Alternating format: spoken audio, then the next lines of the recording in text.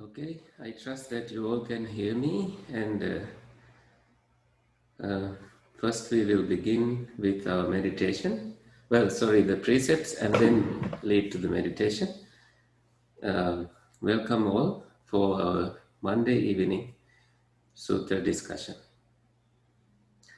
Please join your palms together, and you may as well close your eyes and begin with the 5 precepts together with me. Sadhu, sadhu, sadhu. Namo tassa bhagavato arahato samma sambuddhassa. Namo tassa bhagavato arahato samma sambuddhassa. Namo tassa bhagavato arahato samma sambuddhassa. Buddhang saranang gacchami. Dhammang saranang gacchami. Sanghang saranang gacchami. Dutiyampi buddhang saranang gacchami. Dutiyampi dhammang saranang gacchami. Dutiyampi sanghang saranang gacchami. Tatiyampi buddhang saranang gacchami. Tatiyampi dhammang saranang gacchami. Tatiyampi sanghang saranang gacchami. Panatipata veramani sikkhapadang samadhiyami. Adinnādāna veramani sikkhapadang samadhiyami. Kāmesu micchācārā veramani sikkhapadang samadhiyami. Musāvādā veramani sikkhapadang samadhiyami. Suramēraya majjapamādātthānā veramani sikkhapadang samadhiyami. Sadhu, sadhu, sadhu. Perfect. Now, I invite you all to continue keeping your eyes closed and preparing yourself for a guided meditation.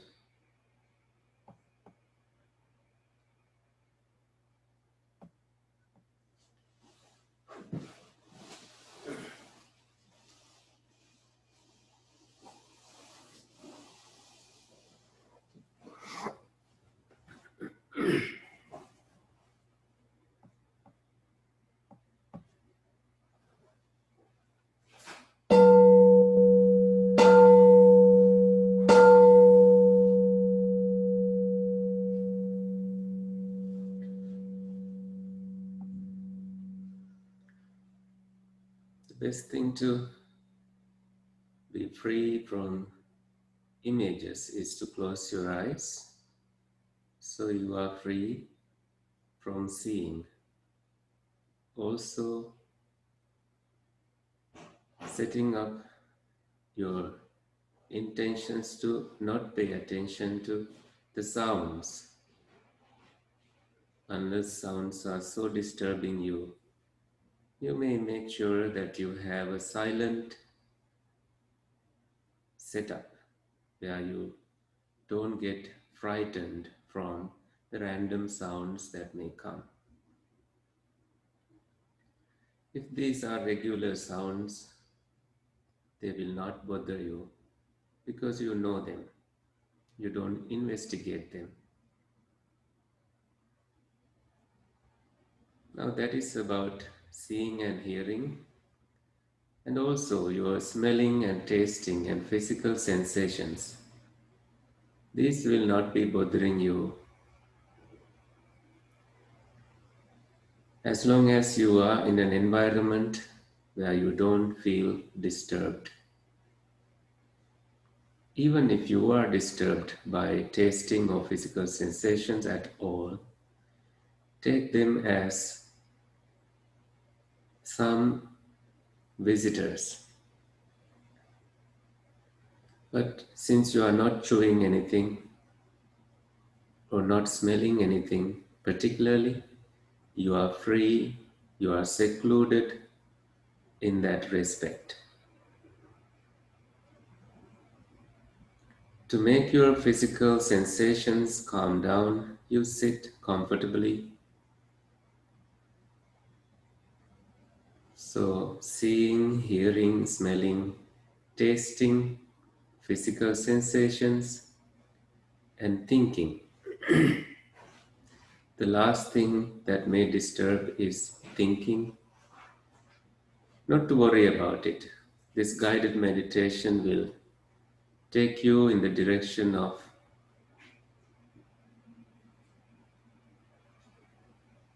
getting your thoughts less and less, leaving behind any past grudges, any future plannings.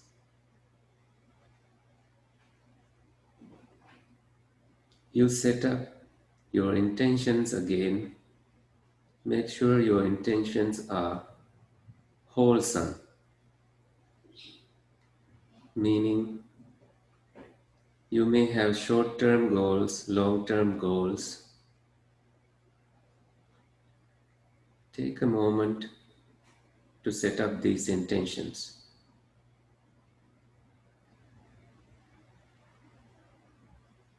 Now begin scanning your body, starting from your head. Relax the muscles, your forehead. You may wiggle your face, adding a gentle smile so that you feel calmer. And you also make sure the back of your head is relaxed. Your earlobes, your neck, your shoulders, your chest,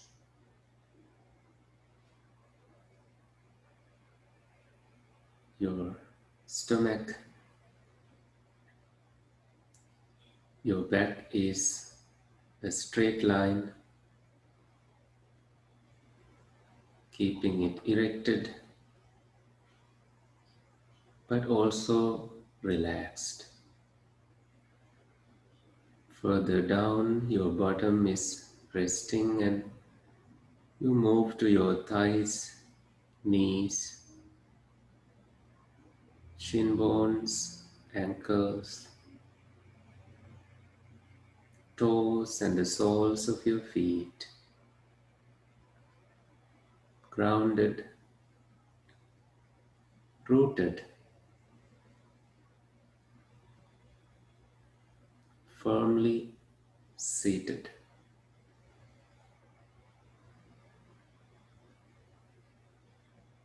Release all the agitations to this space.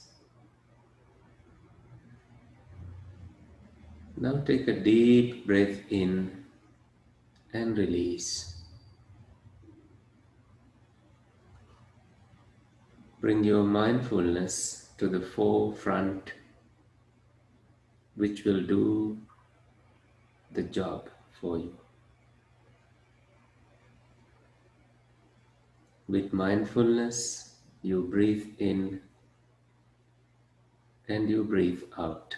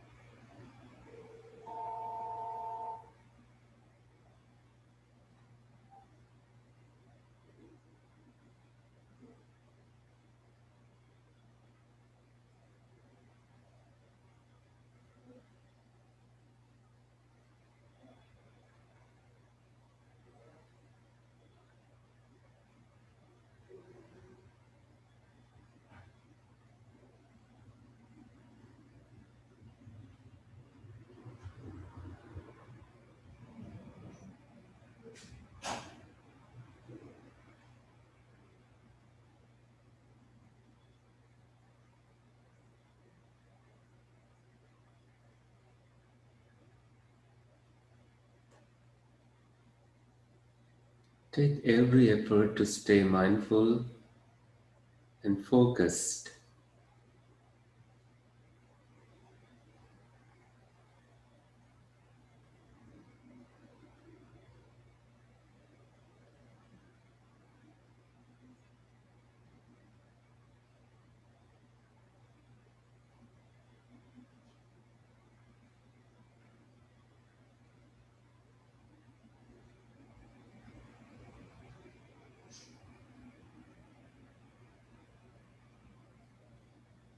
How is your body? Do you have to adjust?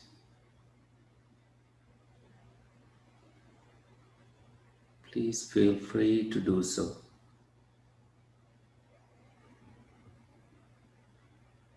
You are mindful as you breathe in, mindful as you are breathing out.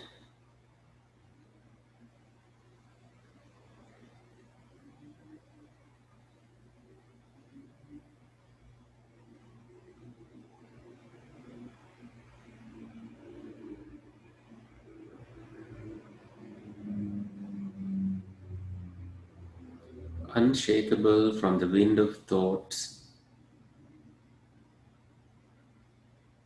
feelings.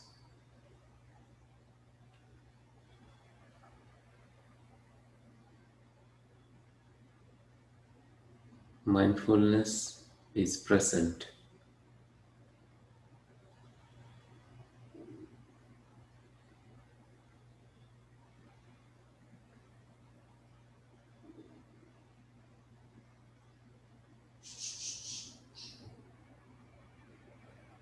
Aware that you are breathing, you begin, notice the middle and the end of the breath,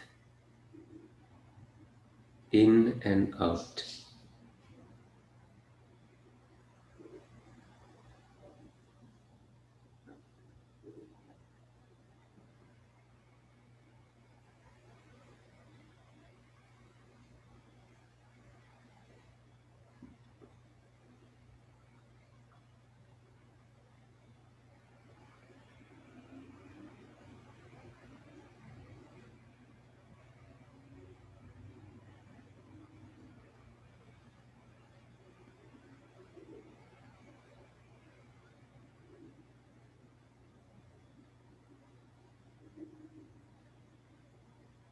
Now you can tell when it is a long breath or a short breath in and out. That is the stage 2 that we are entering, together with mindful breathing.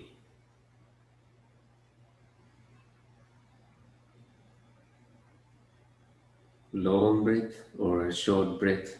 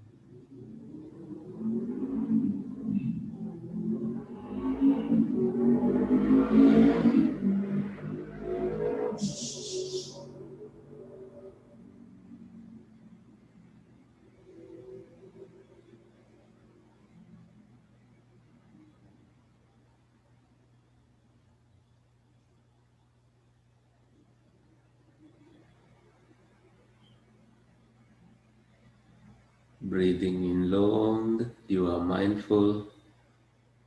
Breathing out long, you are mindful.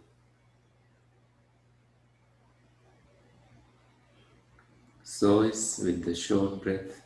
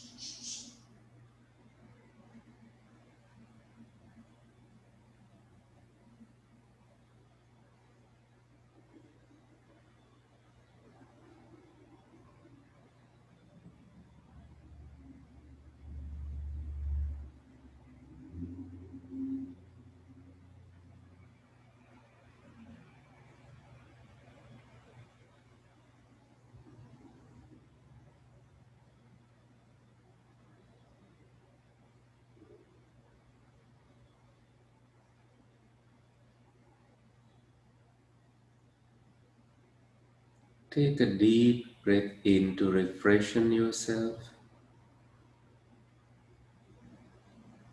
to remind yourself of what you are doing.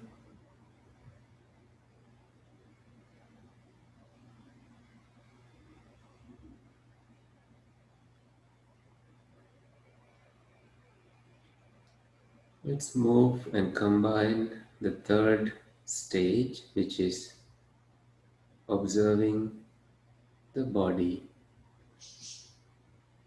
Sensitive to the body. You breathe in and breathe out.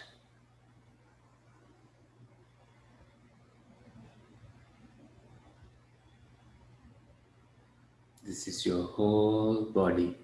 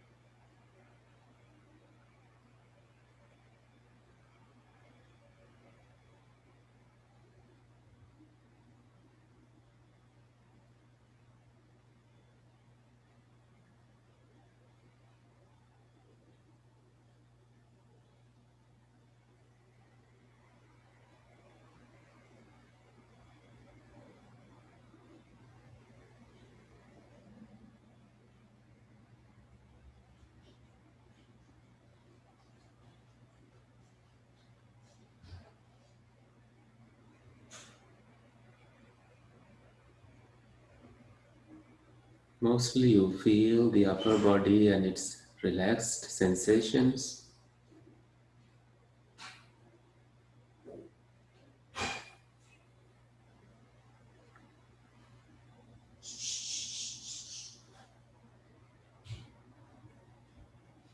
You are aware of the body's movements.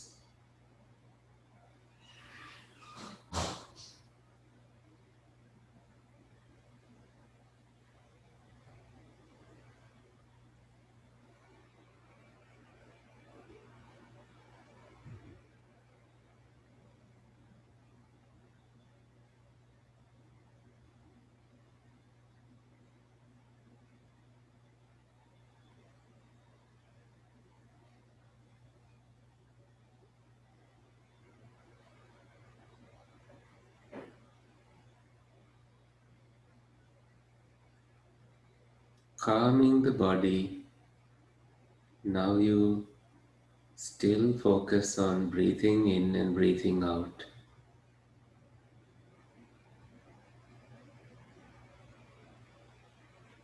That is the stage 4.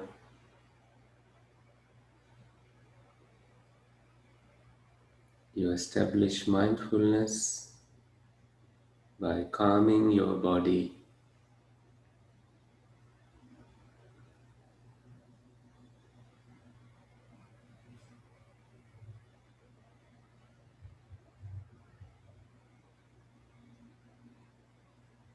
You may feel like the breath is disappearing. Let it be so. This means your body is beginning to calm down.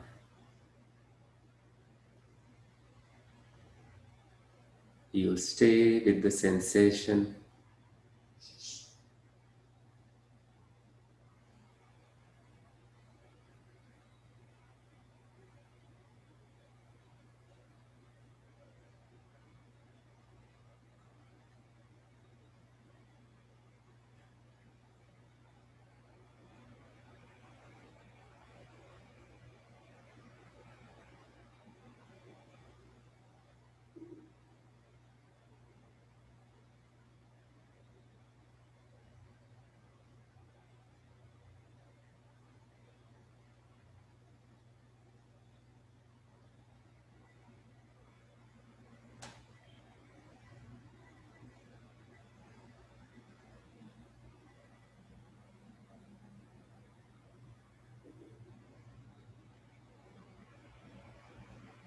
It may feel like time is slow.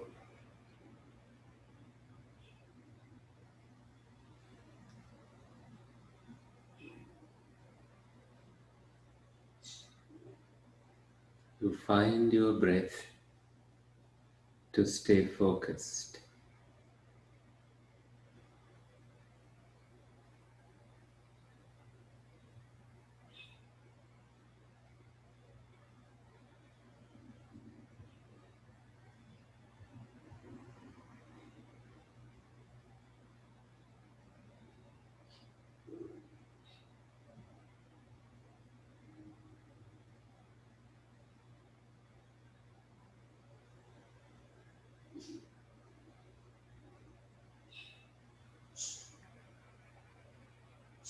There will arise joyful happiness. Let it pervade your body, above, below, and across.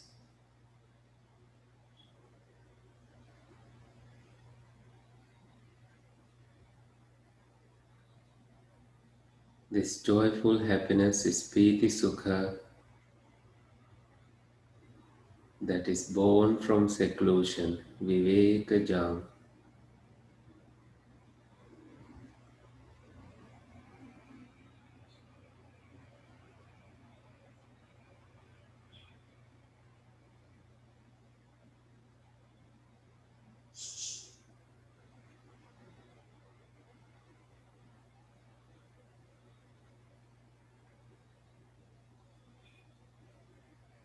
Let this joyful happiness touch your head, forehead,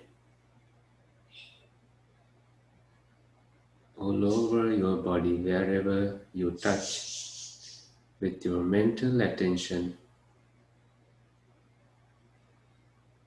It is filled, being filled with joyful happiness.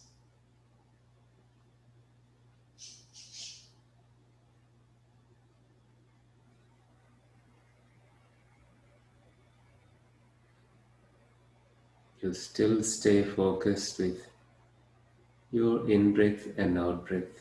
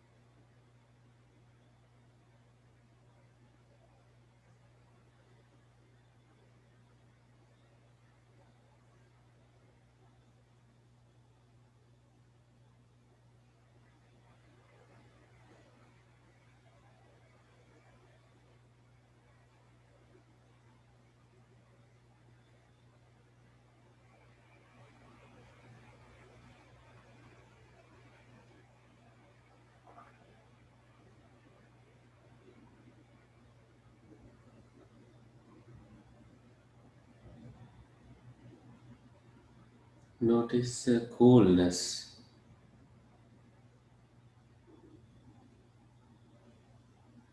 that is felt all over your body. Develop it, staying where you are,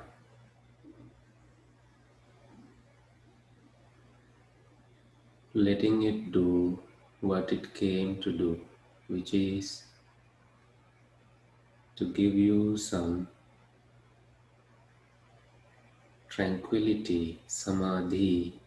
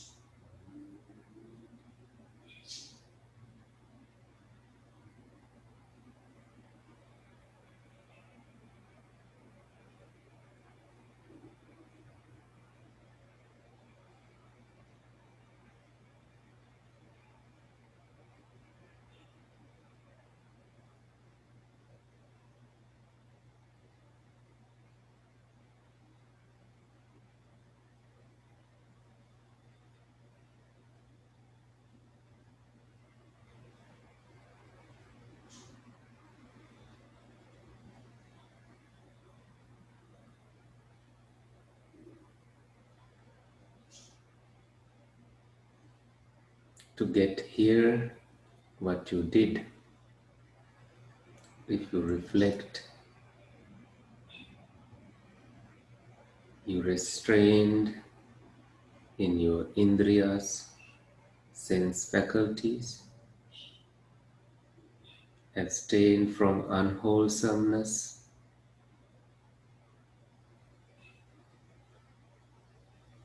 used mindfulness awakening factor,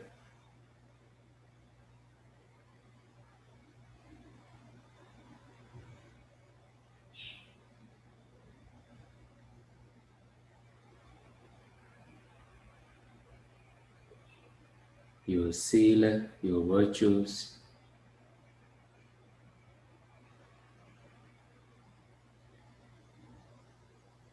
your foundation in the Eightfold Path.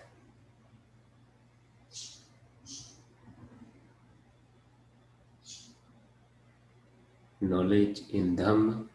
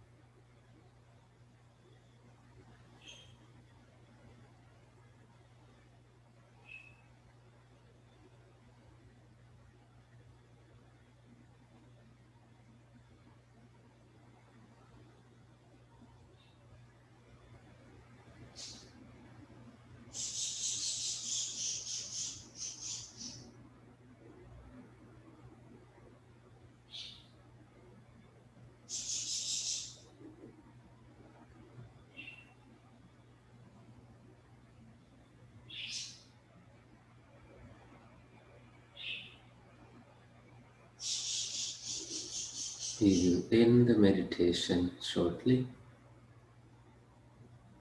but stay so you will listen to the Buddha's words on loving kindness.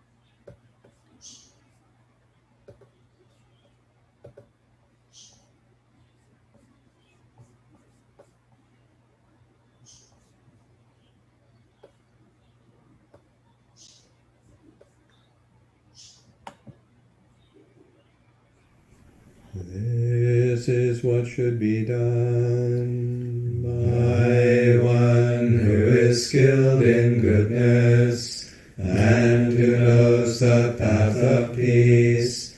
Let them be able and upright, straightforward and gentle in speech, humble and not conceited, contented and easily satisfied, unburdened with duties, and frugal in their ways, peaceful and calm and wise and skillful, not proud and demanding in nature. Let them not do the slightest thing that the wise would later reprove, wishing in gladness and in safety. May all beings be at ease, whatever living beings there may be, whether they are weak or strong, omitting none, the great or the mighty, medium, short or small, the seen and the unseen, those living near and far away, those born and to be born. May all beings be at ease. Let none deceive another, or despise any being in any state.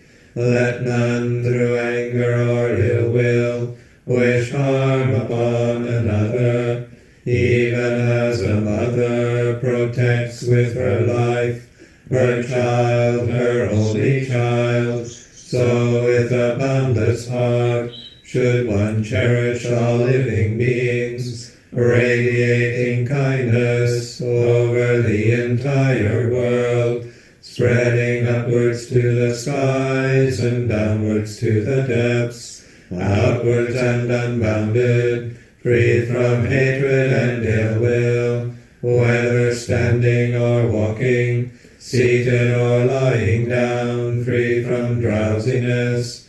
One should sustain this recollection. This is said to be the sublime abiding, by not holding to fixed views, the pure-hearted one, having clarity of vision, being freed from all sense desires, is not born again into this world. Excellent.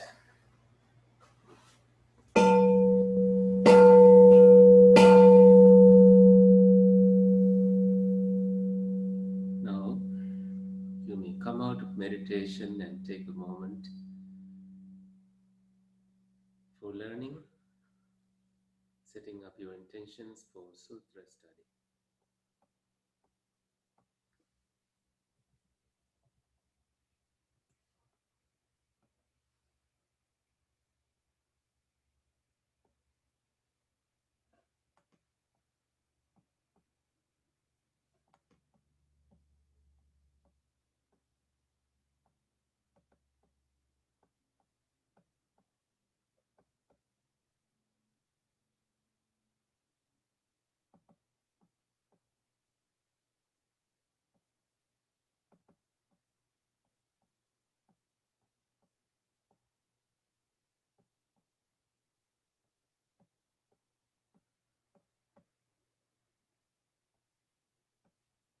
So this would serve as a great introduction taken from different Buddhist sources. Samañña refers to recluseship. Phala refers to fruits. Phala is a fruit. So, fruits of recluseship. This is in long discourses. This is actually number 2, the second discourse in Digha Nikaya, long discourses. In terms of the narrative, I trust that you can read what is on the screen. Let me see if I can make the font bigger.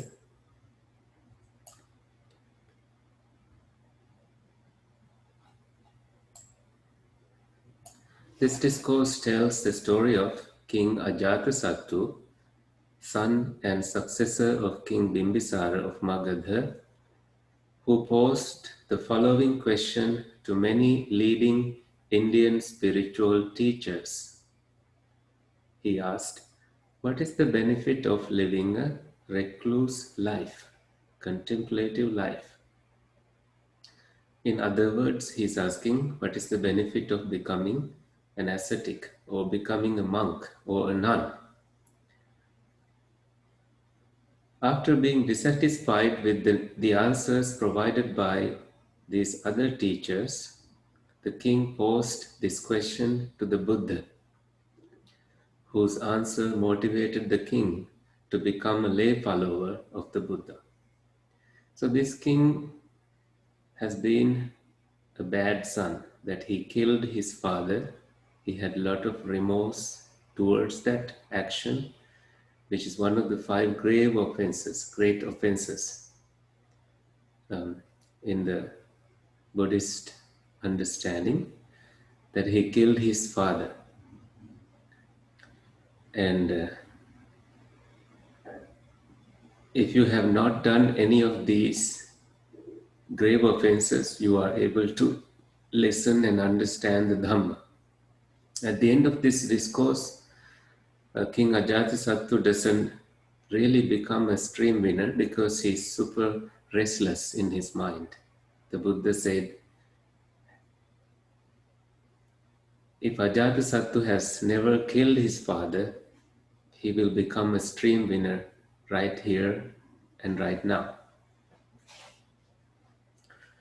So, in terms of Indian philosophy and spiritual doctrines, this discourse provides the Buddha's own description of the lifestyle, mental, psychic, and spiritual benefits, the fruits of the Buddhist contemplative life. It also provides one of the most detailed accounts in the Sutta Pitaka of the Buddhist community's code of ethical behavior, meaning Vinaya. It describes, from the Buddhist standpoint, the essence of the teachings of several leading spiritual guides in the Buddha's time.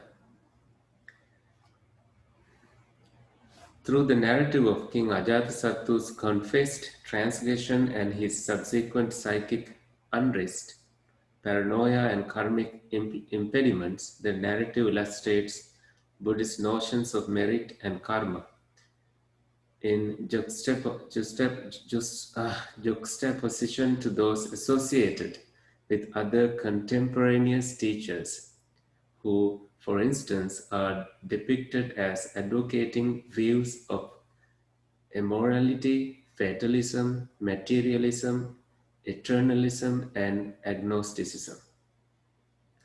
Bhikkhu Thanissaro refers to this discourse as one of the masterpieces of the Pali Canon. I will also read this part. Upon a bright Uposatha night is a full moon night, King Ajatasattu, monarch of Magadha kingdom, who was in the mood to hear Dhamma discourse, asked his ministers if there was any worthy teacher who might enlighten and bring peace to our mind. The ministers, in turn, suggested that the monarch visited a variety of teachers, all of whom the king rejected by being silent. But when the king's physician, Jivaka, who was silent all the time, was asked if he could suggest a teacher to visit, the physician quickly replied that the Buddha was currently staying in the physician's mango groves. The king immediately agreed to go there. After preparing the elephants and his followers, the king rode to the mango groves. Yet upon arriving on the groves, the king was suddenly overcome with worry and doubt. The hairs on his body even stood up as he felt an agonizing fear. He asked his physician nervously and suspiciously, "Are you not deceiving me, Jivaka? Do you not betray me and hand my life to the enemies? How come it happens that there is not a single sound heard at all? Not even coughs or sneezes in the huge group of 1250 Sangha monks." To answer His Majesty's paranoia, the physician calmly reassured the monarch, "Do not worry, Your Majesty.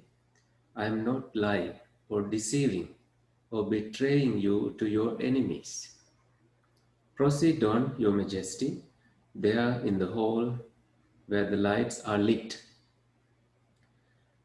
To answer His Majesty, the king proceeded, and when he entered the hall, he had difficulty in spotting where the Buddha was. To his king's aid, Jivaka answered that the Buddha was sitting on the back of a pillar, surrounded by his disciples.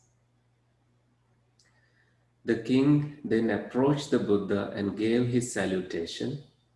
Then, while standing, he saw how the monks sat in silence, calm like a still, waveless lake.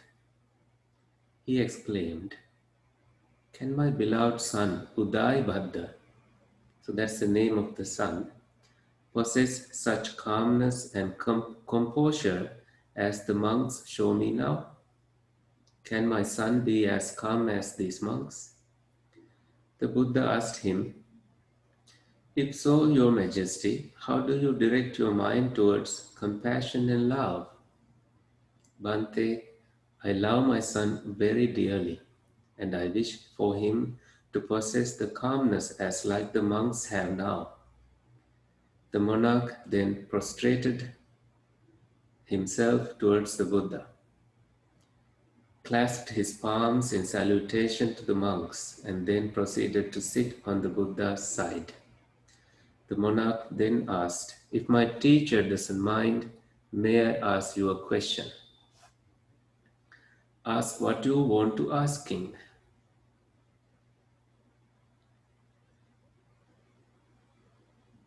And the king asks, "Bhante, there are a number of skills and talents such as elephant drivers, chariot drivers, horse riders, archers, palanquin bearers, army commanders, adjutants, royal officers, soldiers, warriors with elephants' courage, heroes, fighters, troops in deerskin uniforms, slaves, cooks and chefs, barbers, bathers, bakers, florists, launderers, weavers, crafters, potters, mathematicians, accountants, and many other skills. In their current life, they enjoy the real fruits of their skills. They support their life, their family, parents, and friends with their skills in happiness and welfare. They donate high-valued gifts and offerings to the Brahmins and the ascetics,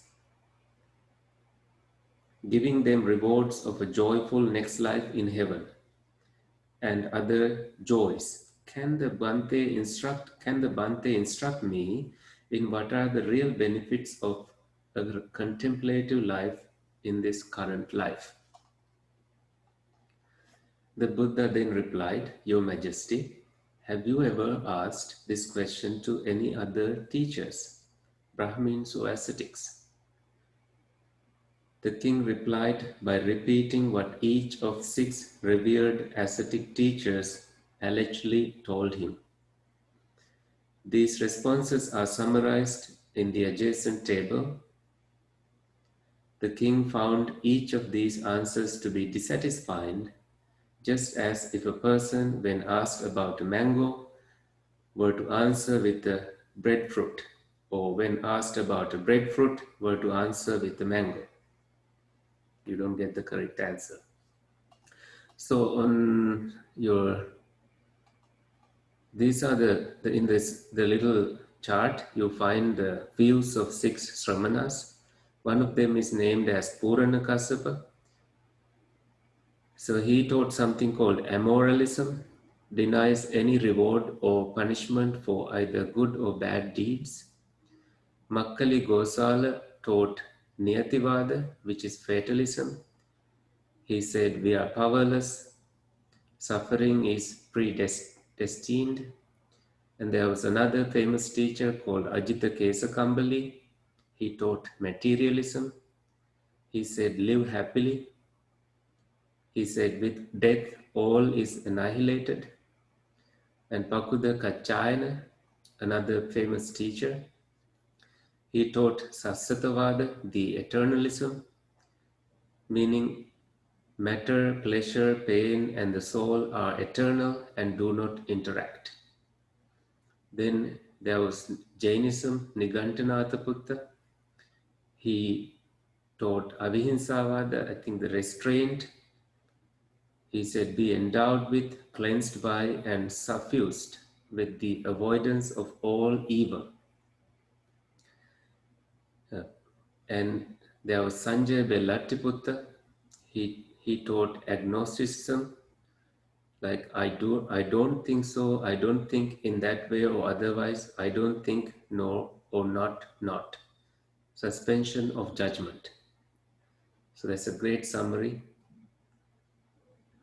Then the Buddha goes on to teach the Buddhist fruit of the contemplative life. The Buddha then elaborated on his perspective regarding the benefits of the contemplative life, moving from the material to the spiritual.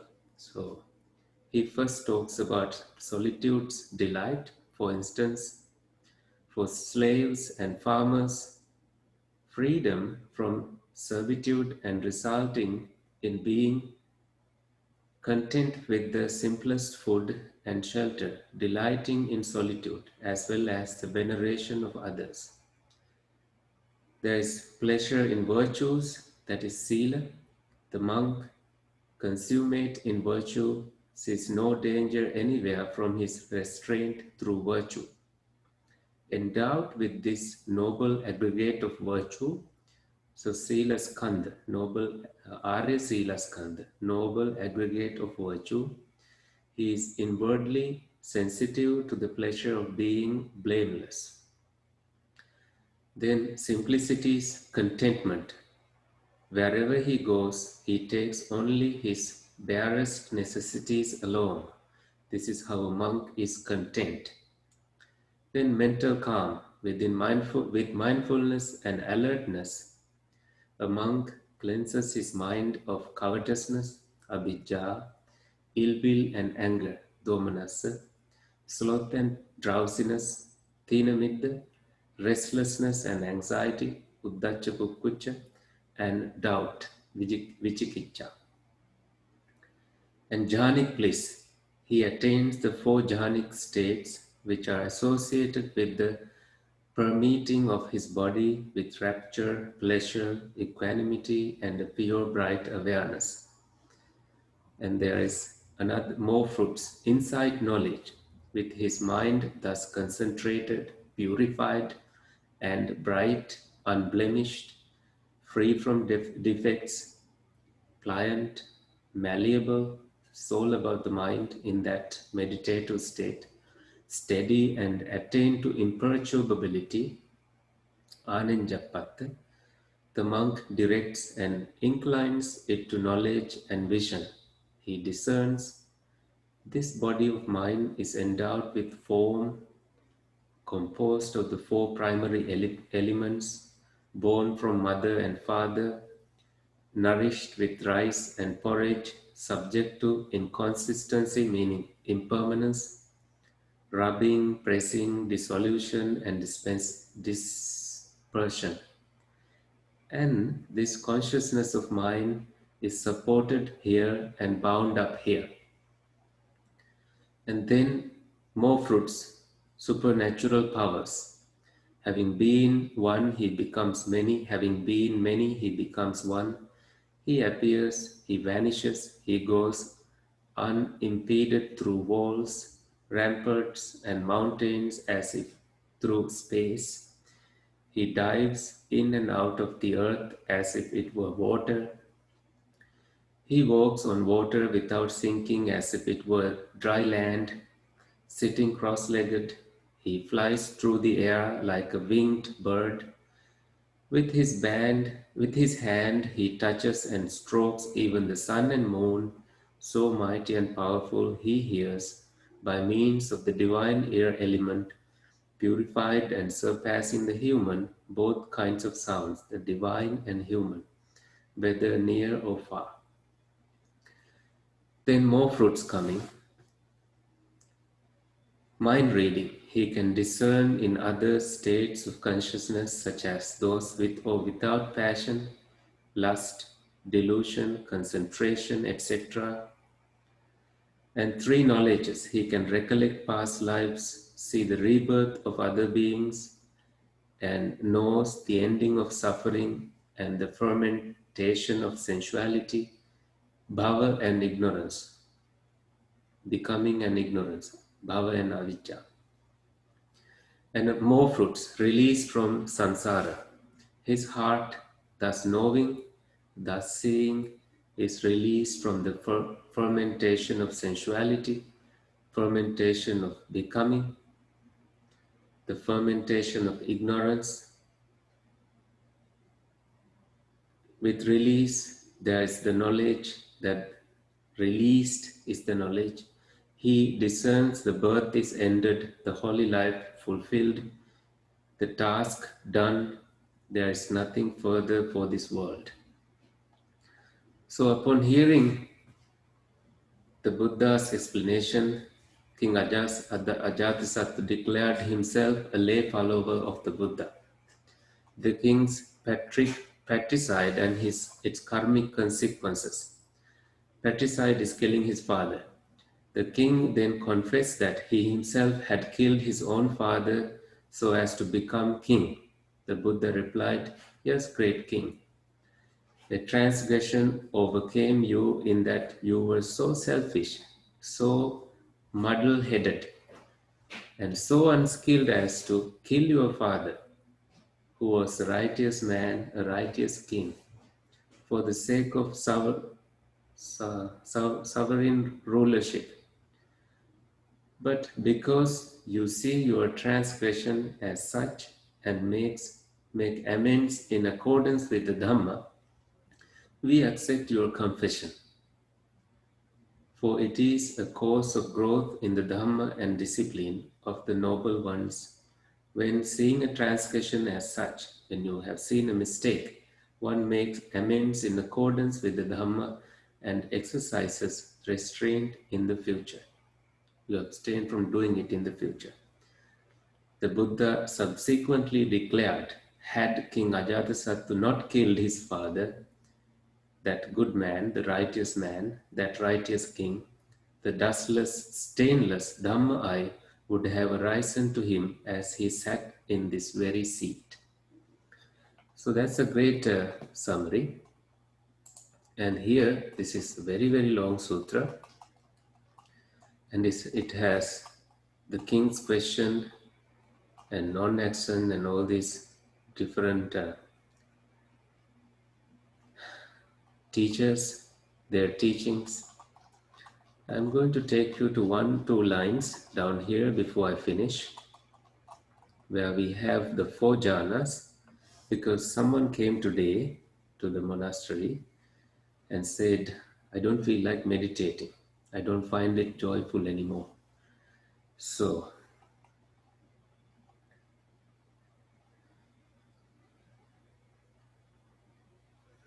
look at this line. This is the line. He permeates and pervades, suffuses and fills this very body with the rapture and pleasure born from withdrawal, born from seclusion. And I think this line is necessary altogether. Quite withdrawn from sensuality, withdrawn from unskillful mental qualities, you enter and remains in the first absorption, first jhana. So don't think that this is not possible. Rapture and pleasure, which is piti sukha, born from seclusion, accompanied by directed thought and evaluation. Okay? And that rapture and pleasure is the happiness of meditation. When you begin to feel that, we have to be patient until you feel that. And then, like we did in today's meditation, you make it more. You permeates and pervades. You pervade your body with it. Suffuses and fills this body, very body, with the rapture and pleasure born from withdrawal. This is a line I have missed in Pali. When I saw the Pali, I felt really inclined to remember this, which I haven't done yet. Only I came across this this very line that I had missed and forgotten it a long time back. Maybe I can find the Pali here. Do I have the Pali?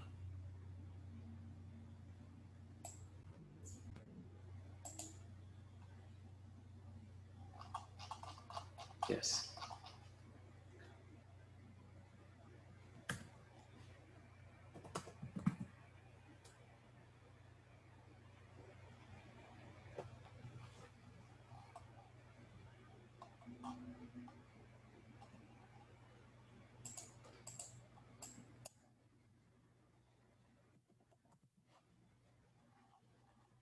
Oh, right here.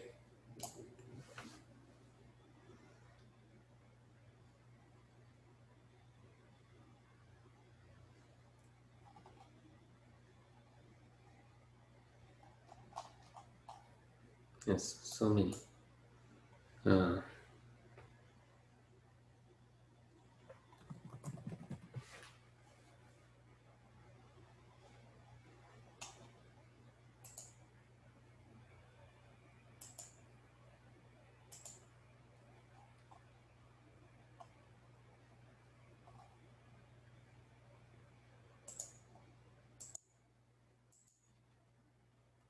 Maybe Vivekajang is the word to find. Yeah.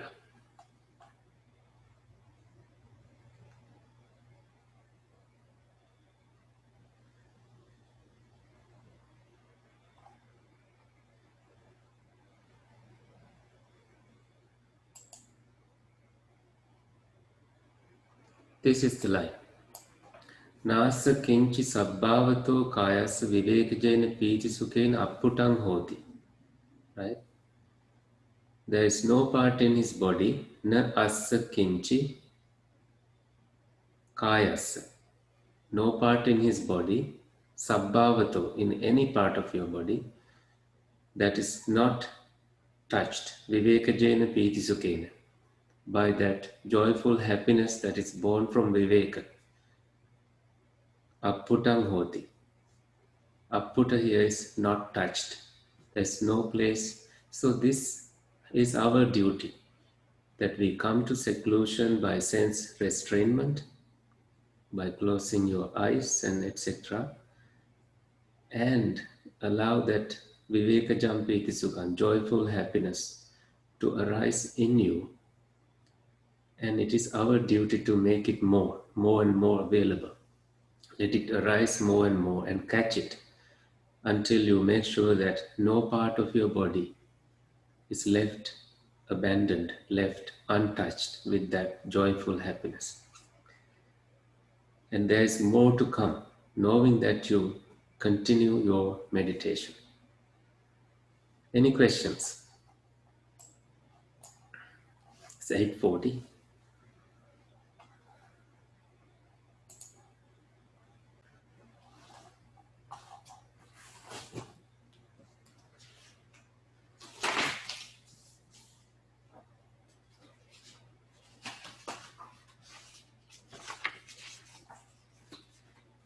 Okay, we will end the session right here.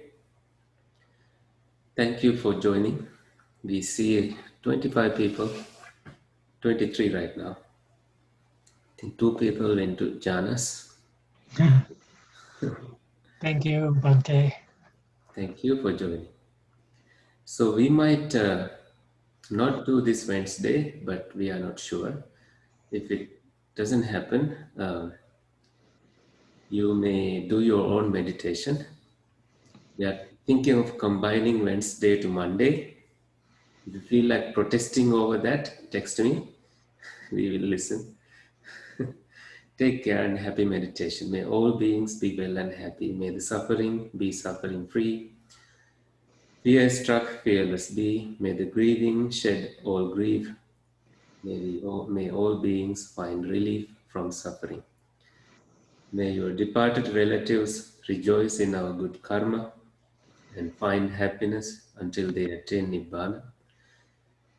May all beings be well and happy. May you stay healthy and happy. Sadhu, sadhu, sadhu. Thank you very much, sir. Sure. Thiruvan Saranai. Om Pinhamdarani. Saranai. Thank you. Have a good night. Good night, Dawn.